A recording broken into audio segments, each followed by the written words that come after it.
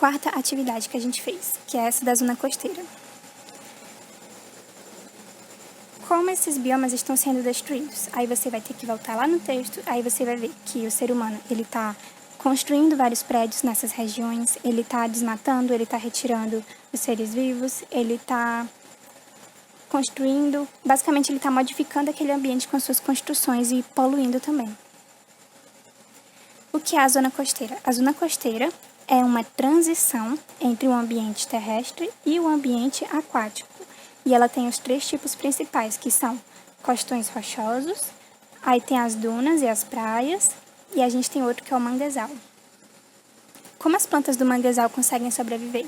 Elas têm a raiz delas para cima, a raiz fica para cima para conseguir respirar, para não ficar afogada na água, e o caule é muito dividido, que é para poder sustentar a planta em pé, porque ela não conseguiria ficar em pé se o caule dela fosse só um caule reto, que é o tronco, né? Quais são as principais características para que uma planta consiga viver no ambiente no litoral? Bom, o primeiro de todos é que ela consiga se adaptar ao sal, porque um ambiente no litoral ele tem muito contato com o mar, e a gente sabe que a água do mar ela é muito salgada, então uma planta, para ela conseguir viver nesse ambiente, ela precisa lidar muito bem com essa pouca disponibilidade de nutrientes e com a quantidade de sal muito grande. Se o manguezal não existisse mais, como é que isso ia prejudicar a reprodução dos animais?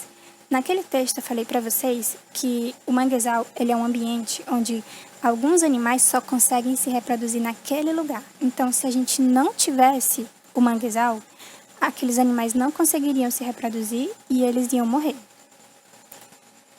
Como o ser humano poderia ajudar a preservar os ambientes que estudamos hoje? Ele poderia tentar conciliar as suas construções com esses ambientes, respeitando os ambientes, é claro. Por exemplo, não construir num local onde ele sabe que aquele local é importante para os seres vivos, não causar erosão no solo. E, por exemplo, ele pode delimitar algumas áreas, dizer que são áreas especiais e que não deve haver poluição. Existem muitas formas da gente contribuir para preservar esses espaços.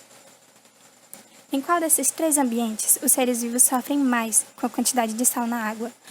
O pior deles é o costão rochoso, porque vocês lembram que eu falei que o costão rochoso ele é umas rochas que ficam embaixo do mar e eles só aparecem quando o mar recua, quando o mar se afasta um pouquinho, que é a maré baixa.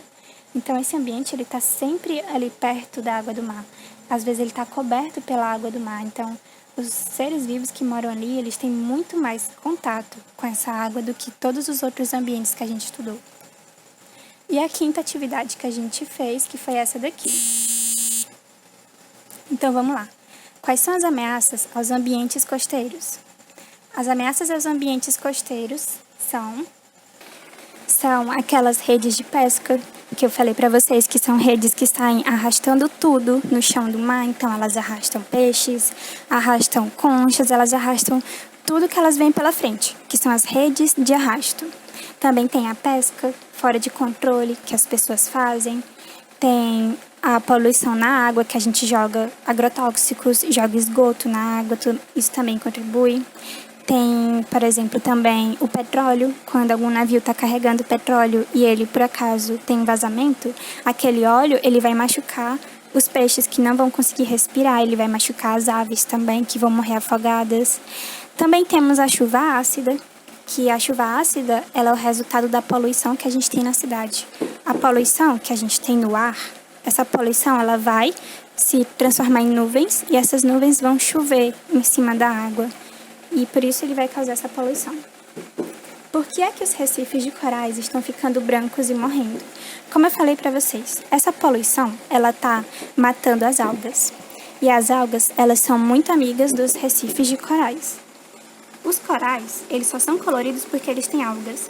Mas se a poluição está matando a alga e a alga está indo embora, então esse recife ele fica sem alimento que a alga dava para ele fica sem cor. E os animais não querem mais viver aqui. Então, esse ambiente aqui, ele já era, ele é destruído.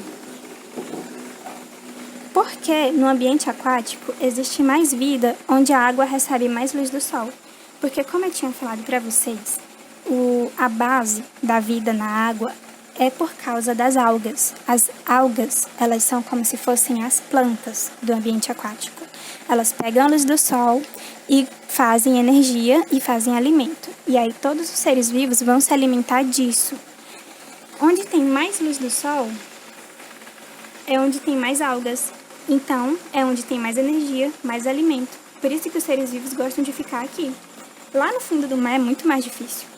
E como é que os seres vivos que vivem no fundo do mar conseguem se alimentar?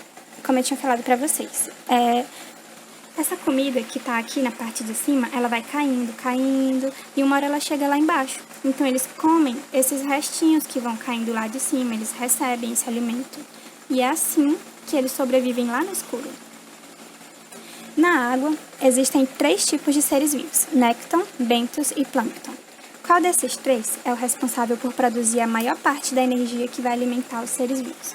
Como eu tinha falado para vocês, quem vai produzir a energia está nessa parte aqui, produzindo todo aquele alimento. O peixinho vai comer o plâncton, aí depois outro peixe vai comer outro peixe, e dessa forma todos os seres vivos vão se alimentar por causa do plâncton. E essa foi a nossa revisão de hoje. Se vocês tiverem dúvida, podem me perguntar, tá bom?